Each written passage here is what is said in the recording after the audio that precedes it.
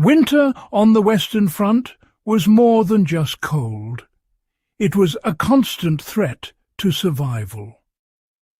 Trenches became icy tombs for soldiers who didn't know how to generate heat without relying solely on fire. Today we're diving into field-expedient techniques used during World War I to keep soldiers alive in freezing conditions. If you're passionate about history and want to understand how men adapted to extreme cold without modern conveniences, stay with us. Don't forget to subscribe, like the video, and leave a comment sharing which method you found most ingenious.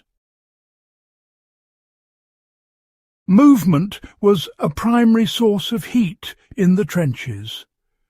Soldiers quickly learned that maintaining blood flow was critical to survival. Simple exercises, swinging the arms, marching in place, or even using small stretches while lying in wet socks could prevent frostbite and stave off hypothermia. Friction-based heating extended beyond exercise. Soldiers would rub hands, feet and limbs against wool clothing to generate heat locally. For example, a leather-soled boot could be stomped on repeatedly to warm feet before putting on socks, preventing early onset of cold-related injuries. These techniques required minimal tools and could be performed in the cramped confines of a trench. World War I soldiers quickly discovered that clothing strategy was as important as any heat source. The principle was simple. Multiple layers trapped air, which acted as insulation. Soldiers often wore undershirts, woolen shirts and puttees wrapped around legs. Improvised layers, such as newspaper or burlap sacks stuffed into boots or coats, became vital when standard uniforms weren't sufficient. A practical application for today's enthusiasts could be stuffing your jacket sleeves with crumpled paper in an emergency situation. It mimics the same air-trapping effect that kept soldiers alive decades ago. Soldiers learned to share warmth by using body-to-body contact strategically.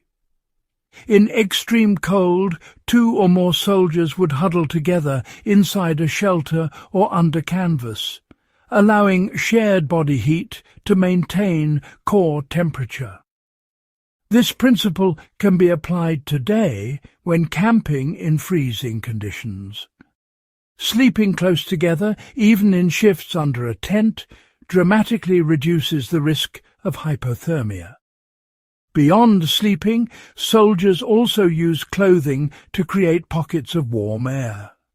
Empty gloves stuffed with wool or cloth could be tucked between layers to act as miniature heat reservoirs, a method that's surprisingly effective in conserving warmth. Trench design itself often doubled as a heating mechanism. Soldiers dug into embankments or created small snow walls around dugouts to block wind, which allowed body heat to linger. Some improvised sleeping pits by lining them with straw, moss, or even discarded uniforms. This created a microenvironment that trapped heat effectively. Modern survivalists can replicate this by using natural insulation in emergency shelters. Pine boughs, dry leaves, or even a combination of dirt and fabric can create an insulated sleeping space without fire. While fires were risky, soldiers sometimes turned to chemical or natural means for warmth. For instance, mustard gas packs were not just a weapon. They were occasionally repurposed as a crude heat source in emergencies, although this was dangerous. More practical were hot water bottles, or flasks, which soldiers filled and wrapped in cloth to maintain heat. Even a small flask tucked inside a uniform could warm the torso over several hours. Today, field-expedient heat can be generated using safe chemical hand warmers, hot water in containers, or even rice-filled cloth bags heated briefly near a safe heat source. The principle remains unchanged. Localized, contained heat conserves energy and protects vital organs.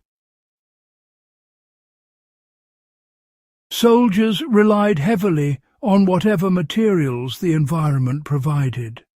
Snow and ice were manipulated strategically.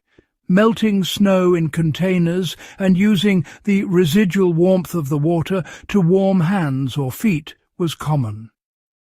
Dry leaves, grass and straw stuffed into clothing and bedding created additional insulation. In modern application, even in urban survival scenarios, scavenging cardboard, newspapers and dry debris can reproduce these century-old techniques, proving that resourcefulness trumps technology when it comes to body heat. Finally, the psychological aspect of staying warm should not be overlooked. Soldiers who maintained alertness and stayed active mentally often stayed warmer physically.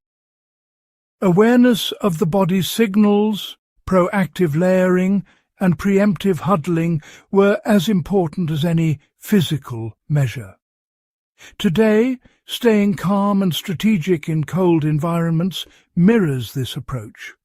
Anticipate cold exposure, rotate tasks to maintain movement, and avoid prolonged inactivity. The mental discipline of World War I soldiers is as instructive as their physical adaptations. Mastering these techniques transforms your understanding of survival beyond the battlefield.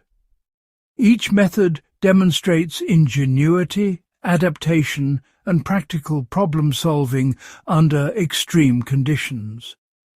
From friction and movement to environmental insulation, World War I soldiers turned ordinary materials into life-saving tools, providing timeless lessons for anyone interested in history or survival. For those who want to continue uncovering these strategies, make sure to subscribe to Warpaths of Europe, share this video with fellow enthusiasts, and leave a comment about which technique you would test in your own survival experiments. Applying these lessons today not only preserves history, but equips you with practical knowledge that honestly transcends time.